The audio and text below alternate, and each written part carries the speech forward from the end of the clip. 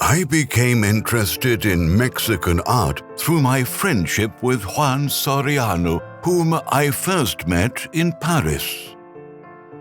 I immediately realized that all his business affairs were in quiet disarray. I decided to remain his artistic agent, and so 35 years have passed, unexpectedly fast.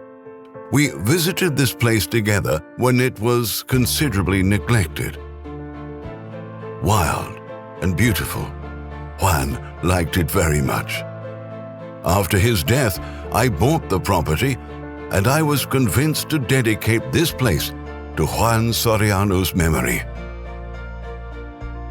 I began to bring his large bronze sculptures and set them up in the gorgeous landscape.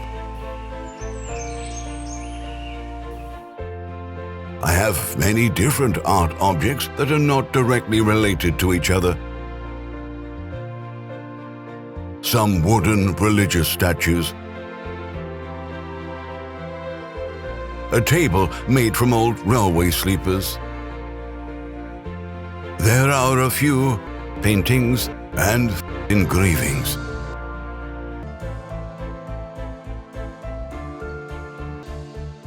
I have a lot of decorative items which are found somewhere in Mexico. I sometimes think there are too many pieces. I promise myself no more artifacts anymore. I'm trying to keep to this resolution, but it's very hard to do.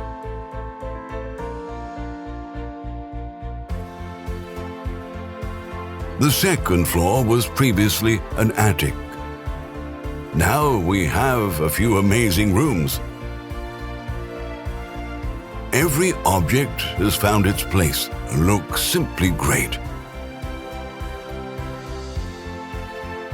My main bathroom is made of onyx.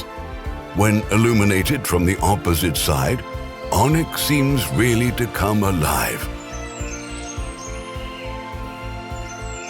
The property extends over 7 hectares.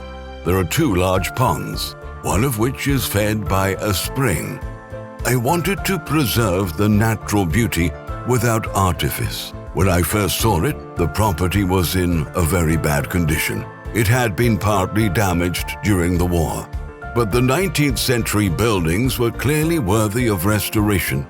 The architecture atelier Markovits helped me a lot. Thanks to their knowledge and experience, we were able to transform the whole property from a state of dereliction to its present state of beauty.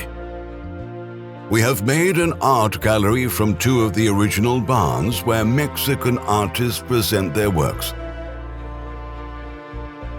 Juan Soriano was born in Guadalajara. He moved to Mexico City, where he gained international fame.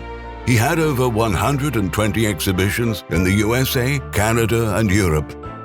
I think Juan Soriano's main inspiration was nature. He loved birds. He believed sculptures must be touched, because only then they truly come to life. They really exist.